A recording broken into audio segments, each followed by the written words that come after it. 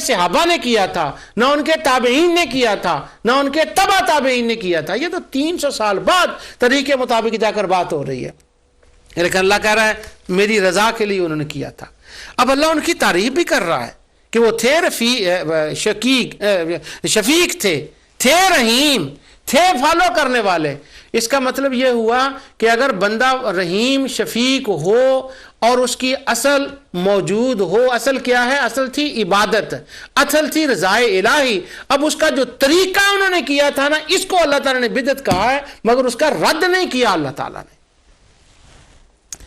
سبحان اللہ. الا ابتغاء رضوان اللہ. نہ جی جو راضی رب کو کرنا ہے قرب خداوندی تو اپنی طرف سے تو کچھ کر سکتی نہیں. اگر کریں تو کیا؟ ٹھا شوٹ کر دو، اس کو مار دو، قتل کر دو. شیخ محمد علامہ ابن تیمیہ سے لے کر آج تک ایک ہی فتویٰ ٹھا.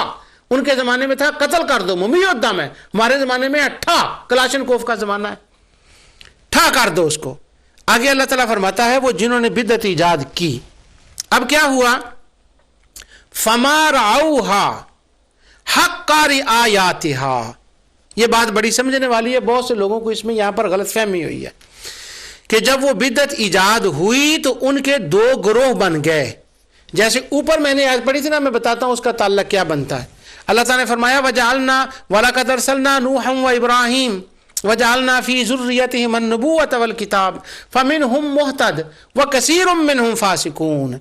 ہم نے نوح اور ابراہیم کو بھیجا اور ہم نے دونوں کی اولاد میں رسالت اور کتاب مقرر فرما دی. اب ان کی اولادوں میں سے بعض ہدایت یافتہ اور وَكَثِيرٌ مِّنْهُمْ فَاسِقُونَ، اور زیادہ تر لوگ فاسق ہو گئے. یعنی ان کی اولادوں میں شروع سے ہی 2 گروہ چلے آ رہے تھے، ایک ہدایت والا اور ایک فسق والا.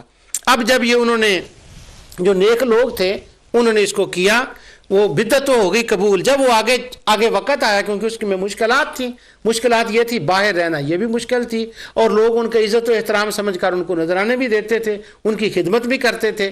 اب کچھ لوگ ہو گئے جنہوں نے وہ دنیا کی وجہ سے اس کے جو ریکوائرمنٹ تھی اس کو پوری نہ کی. تو اللہ تعالیٰ فرماتا ہے فما رعوها حق رعایتها.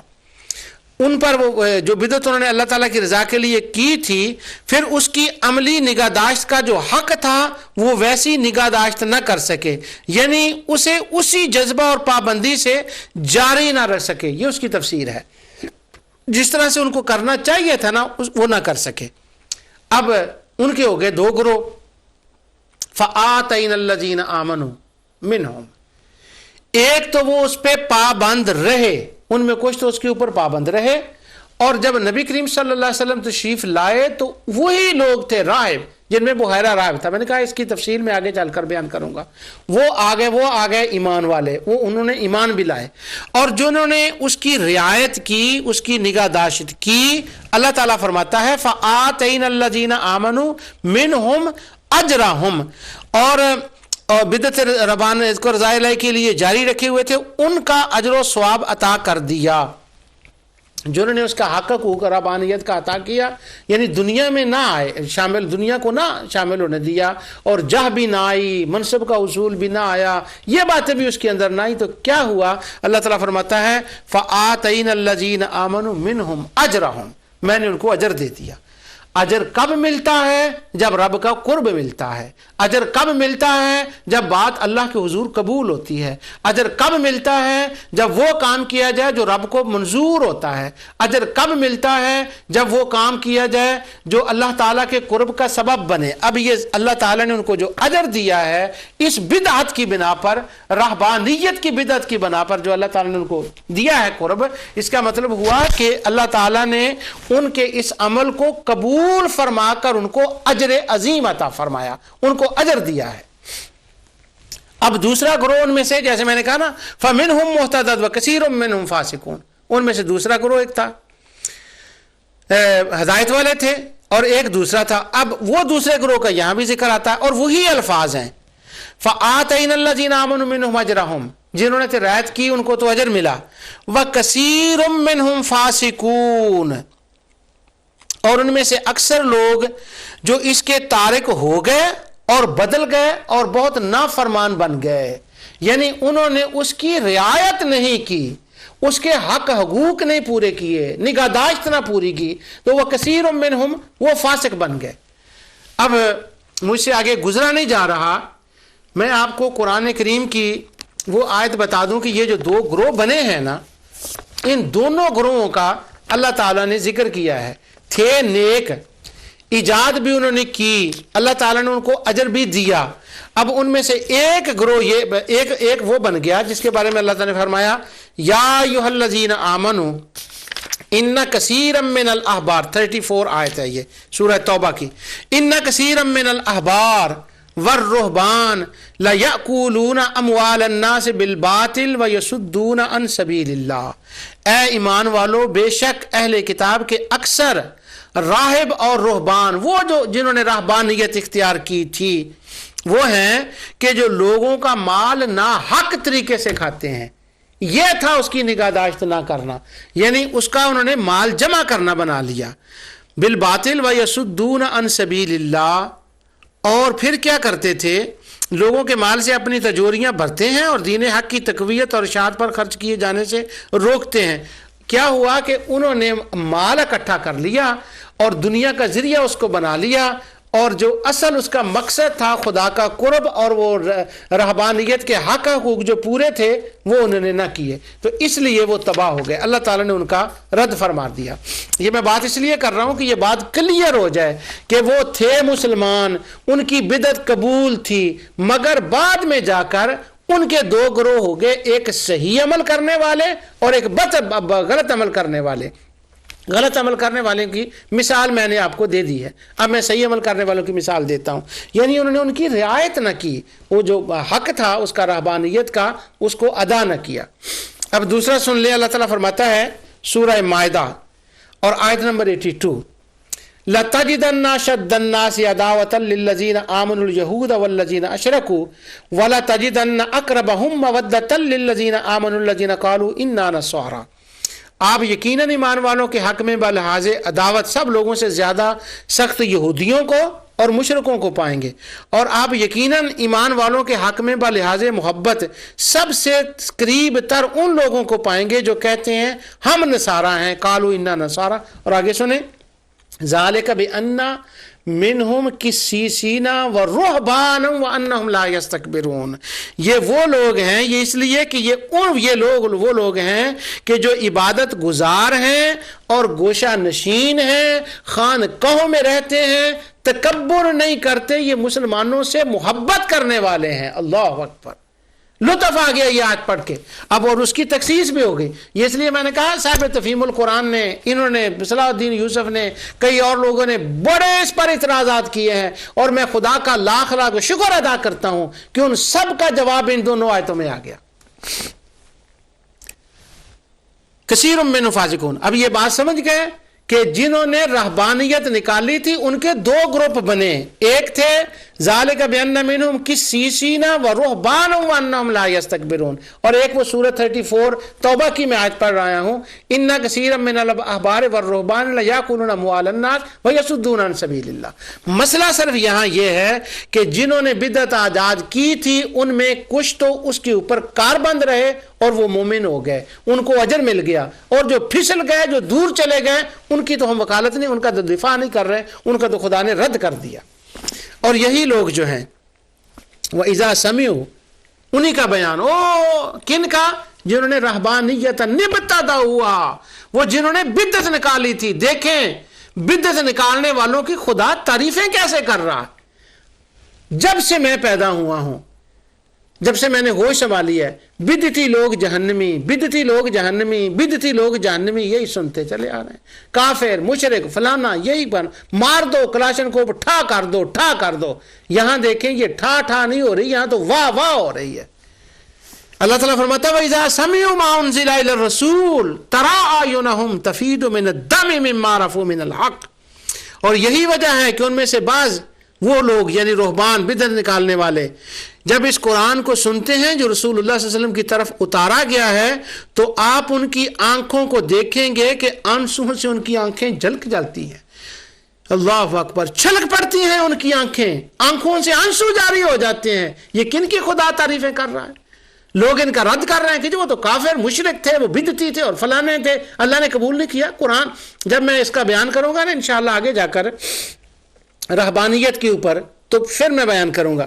تو یہ دیکھیں اللہ تعالیٰ نے کہ ہو گئے دو گروہ، اور دونوں گروہوں کے اندر اللہ تعالیٰ کی ذات نے ہر ایک کا الگ الگ بیان کر دیا۔ جو بدعت نکالنے والے، کار بند رہنے والے، رضا الہی کے لیے وہ رحیم شفیق جو لوگ ہیں، ان کی اللہ تعالیٰ نے تعریفیں کی۔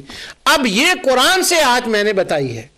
جب یہ قرآن سے آیتیں ساری میں نے بتائیں، ویسے مجھ پر لوگوں کو شکوہ رہتا ہے، ہمارے خارجی دوستوں کو، وہ کہتے ہیں تو قرآن کیوں نہیں پڑھتا، تجھے قرآن نہیں آتا، کوئی آیت ہی پڑھ دیا کر، یہ ذہبی نے لکھا، یہ فلاں نے لکھا۔ اب ایک ایسا کئی بندے ایسے بھی پیدا ہو گئے، میں وہ محدثین کے حوالے دیتا ہوں تو وہ کہتے ہیں یہ محدثین کے حوالے کو دیتا ہوں، قرآن کیوں نہیں آتا۔ یہ بھی مجھ تک بعض دوستوں نے یہ بات پوچھائی کہ خوارج کو یہ رحم آتا مجھ پر، قرآن نہیں پڑھتا۔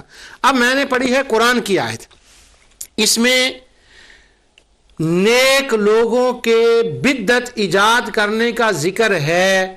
وہ ایسی بدعت تھی جو نہ انجیل کے خلاف تھی، نہ وہ عیسیٰ علیہ السلام کے فرمان کے خلاف تھی، مگر تھی بدعت، تھا نیا کام۔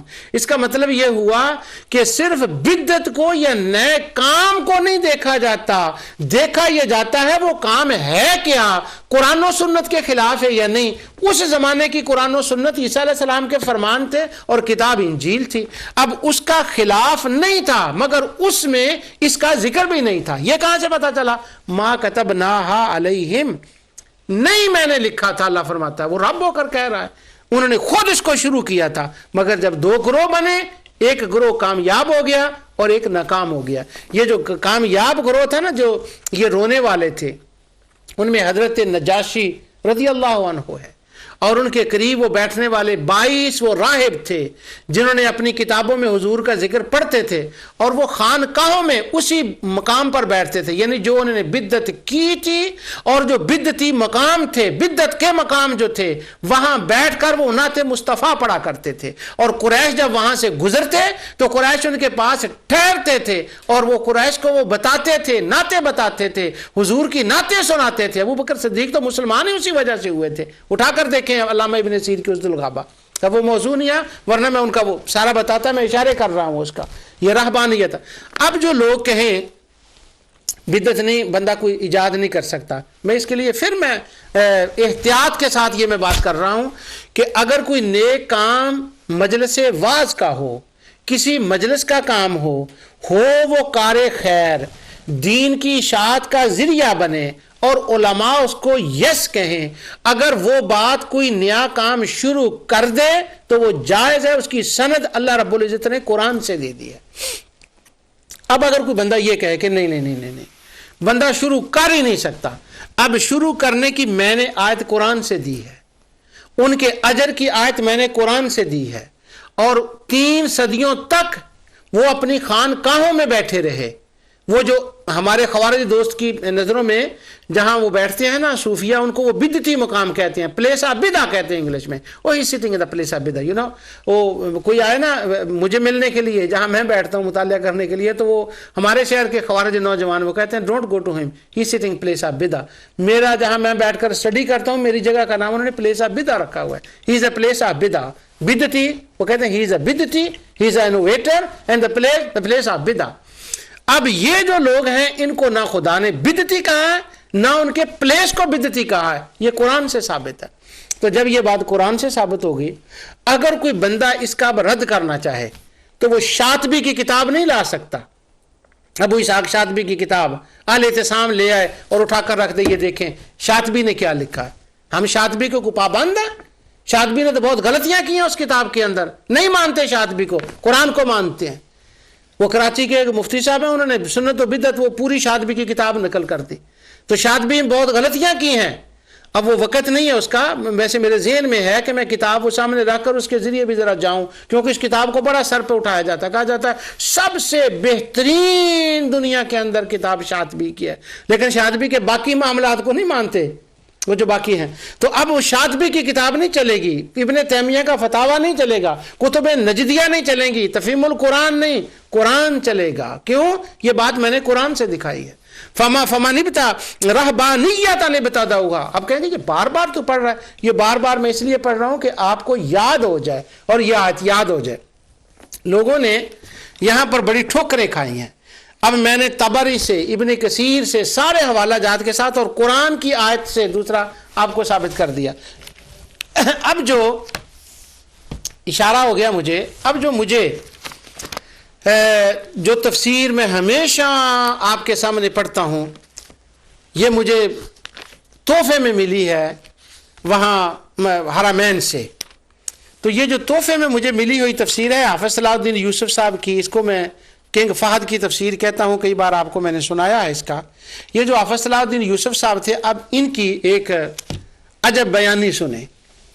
لکھتے ہیں اسی آیت کی تفسیر میں بدع میں کہتے ہیں کہ رہبانیتن, رہب ان سے خوف سے یا رہبان درویش کی طرح منصوب ہے, اس صورت میں راہ پر پیش رہے گا. یہ سے رہبانیت کی طرح منصوب مانا جائے تو اس صورت میں راہ پر زبر ہوگا. رہبانیت کا مفہوم ترک دنیا ہے, یعنی دنیا اور علاقوں کا دنیا سے منقطع ہو کر کسی جنگل یا صحرا میں جا کر اللہ کی عبادت کرنا. اس کا پس منظر یہ ہے کہ حضرت عیسیٰ علیہ السلام کے بعد ایسے بادشاہ ہوئے جنہوں نے تورات اور انجیل میں تبدیلی کر دی, جسے ایک جماعت نے قبول نہیں کیا. انہوں نے بادشاہوں کے ڈر سے پہاڑوں اور غاروں میں پناہ کر لی. یہ اس کا آغاز تھا جس کی بنیاد اصرار پر تھی, لیکن ان کے بعد آنے والے بہت سے لوگوں نے اپنے بزرگوں کی اندھی تقلید میں اس شہر بدری کو عبادت کا ایک طریقہ بنا لیا اور اپنے آپ کو گرجاؤں اور معبودوں میں مبعوث کر لیا, اور اس کے لیے لائق دنیا سے انقطاع ضروری, اس لیے اللہ تعالیٰ نے اس کو ابتداً خود گڑنے سے تعبیر فرمایا, بدعت فرمایا. یہ پچھلی بات کی تاکید ہے. یہ رہبانیت ان کی اپنی ایجاد تھی, اللہ نے ان کا حکم نہیں دیا تھا. یعنی آگے کہتے ہیں یعنی ہم نے تو ان پر صرف اپنی رضا جوئی فرض کی تھی. دوسرا ترجمہ یہ ہے کہ اس کا انہوں نے یہ کام اللہ کی رضا تلاش کرنے کے لیے کیا تھا, لیکن اللہ نے وضاحت فرما دی کہ اللہ کی رضا دین میں اپنی طرف سے بدعات ایجاد کرنے سے حاصل نہیں ہو سکتی, خواہ وہ کتنی خوش نما ہو. اللہ کی رضا تو اس کی اطاعت سے حاصل ہوگی. یعنی گو انہوں نے مقصد اللہ کی رضا بتلایا, لیکن اس کی انہوں نے پوری رعایت نہ کی, ورنہ وہ ابتدا بدعت ایجاد کرنے کی بجائے ابتدا کا رستہ اختیار کرتے. انہوں نے یہ یعنی آیت کی تفسیر دیکھیں, مشکل تھی, آیت سامنے تھی, طبری سامنے تھی, قرطبی, شوکانی کی یفتر حوالے تھے, یہ سب کچھ سامنے تھا. تو وہ کہتے ہیں کہ اچھی چیز خدا کا قرب تو اس سے ملتا ہے جو خدا اللہ کی رضا, اللہ کی وضاحت فرمائے, اللہ کی رضا دین میں اپنی طرف سے بدعت ایجاد کرنے سے حاصل نہیں ہوتی, چاہے وہ کتنی ہی خوش نما ہو. اچھا, اب یہاں تو یہ کہنا چاہیے تھا کہ ان کو تو اللہ کی رضا ملی ہے, اور یہ حافظ صاحب کہہ رہے ہیں کہ اللہ کی رضا ان کو نہیں ملی, اور اللہ تعالیٰ نے ان کا رد کیا ہے کہ انہوں نے بدعت کیوں نکالے. انوکھی تفسیر, انوکھا ترجمہ اور انوکھی بات. واہ واہ, کیا بات ہے. اس کو کہتے ہیں یعنی انہوں نے کہا کہ انہوں نے جو بادشاہوں کے ڈر سے باہر نکال لیا تھا, تو اللہ تعالیٰ نے جو اس کی تعریف کی ہے اس کی بات نہیں کی. پھر سمجھیں اس بات کو کہ فما راؤہا حق کا رعایاتہا, اللہ تعالیٰ کہہ رہا ہے انہوں نے بدعت کی جو نکالی تھی اس کی رعایت نہیں کی. تو یہ کہہ رہے ہیں کہ اللہ تعالیٰ ان پر ناراض اس لیے تھا کہ انہوں نے بدعت نکال لی کیوں. یہ قرآن کے کسی لفظ میں نہیں ہے, بلکہ انہوں نے جو خود ترجمہ کیا حافظ محمد جونہ گڑھی نے, ان کے بعد پھر ہم نے اپنے رسولوں کو پے در پے بھیجتے رہے. ان کے بعد عیسیٰ ابن مریم علیہ السلام کو بھیجا اور انہیں انجیل عطا فرمائی, اور ان کے ماننے والوں کے دل میں شفقت اور رحم پیدا کر دیا. ہاں, رہبانیت ترک دنیا تو ان لوگوں نے بدعت خود ایجاد کر لی تھی, ہم نے ان پر واجب نہ کیا تھا, سوائے اللہ تعالیٰ کی رضا جوئی کے لیے. انہوں نے اس کی پوری رعایت نہ کی. پھر ہم نے ان میں سے جو ایمان لائے تھے انہیں اجر دے دیا, اور ان میں سے زیادہ تر لوگ نافرمان ہیں. یعنی قرآن کچھ کہہ رہا ہے, اور ایک مشکل وقت میں چاہیے تو یہ تھا کہ یہاں ایک آیت اور لاتے. ہمیں کہا جاتا ہے آیت. وہ اپنے دو بچوں کو بھی نا, ہمارے شبہ ڈالنے والے دوستوں نے آیت اتنی رٹا دی ہوتی ہے, یہ بات اتنی رٹا دی ہوتی ہے کہ وہ ان کے بچے بھی جب چھوٹی موٹی بھی بات کرتے ہیں نا. ایک دفعہ میں ایک ہمارا خارجی دوست تھا, ایک خوارج, تو اس کے گھر میں میں گیا تو اس کا 5 سال کا بچہ, جب 5 سال کا بچہ تھا تو کوئی بات ہوئی, تو میں نے کہا کہ یہ ٹماٹر جو ہے نا آپ نے بڑے بڑے چیرے ہوئے ہیں. اس بچے کی ماں سے میں نے کہا بیٹے یہ آپ نے بڑے ٹماٹر آپ نے اس کو چیرا ہوا ہے, ان کو ذرا چھوٹے کر دیں. اب وہ 5 سال کا جو خارج کا بچہ تھا, 5 سال کی عمر کا, تو مجھے دیکھ کر کہتا ہے یہ چھوٹے ہونے چاہیے, it should be small. میں کہا ہاں, میں نے کہا yes should be small. But my mom cut bigger. میں کہا yes. It is wrong. میں کہا no much wrong but it's okay. مینو کہندا ہے یہ جو تم نے کہا ہے کہ ٹماٹر چھوٹے کاٹنے چاہیے, give me one ayah. Give me one ayah of the Quran. سبحان اللہ. ہمیں بھی تو کچھ کرنا چاہیے. وہ مجھ سے آیت طلب کر رہا ہے ٹماٹروں کے کاٹنے کے اوپر. اتنا انہوں نے اپنے بچوں کے قرآن کر کے اس کے اوپر کر دیا ہے. یعنی ہمارے لیے تو ہے کہ ہم جب کوئی بات کریں تو ہم سے طلب کیا جاتا ہے آیت, بتائیں آیت کہاں ہے, لائے آیت کہاں ہے.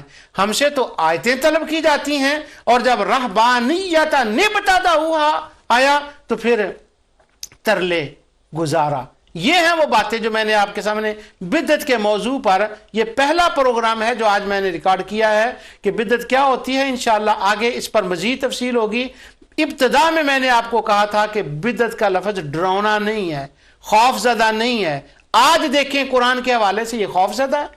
یہ بیان اس کا تصور کس طرح سے پیش کر دیا گیا ہے. یہ کوئی بدعہ فوبیا ہو گیا ان لوگوں کو, مال خولیہ ہو گیا. اللہ تعالیٰ تو ان کی تعریف کر رہا ہے, لیکن شرط اتنی ہے کہ جو کام کیا جائے وہ قرآن و سنت کے تابع ہو, اس کی اصل ہو قرآن میں. اس کی میں آگے صحابہ کرام کی زندگی سے قرآن ان کی مثالیں دوں گا انشاءاللہ آگے چل کر نیکسٹ پروگرام میں, تو اس کی میں آگے مثالیں دوں گا. لیکن نیا کام ایسا نہ ہو جو شریعت کے خلاف ہو. مگر مثلا ایک بندہ ایسا وہ نماز پڑھے اور نماز پڑھنے سے پہلے وہ یہ کر لے کہ کوئی 2 من پتے لے کے 1 من پتے لے لے اور ہر نماز کے وقت 1 من پتے اپنے سامنے رکھ لے اور وہ کہے کہ یہ پتوں کی وجہ سے مجھے خدا کا قرب ملے گا. یہ بدعت ہوگی. وہ جو احادیث آتی ہیں وہ ایسی چیزوں کے رد میں آتی ہیں یا وہ خوارج کے رد میں آتی ہیں, جیسا آگے بیان ہوگا.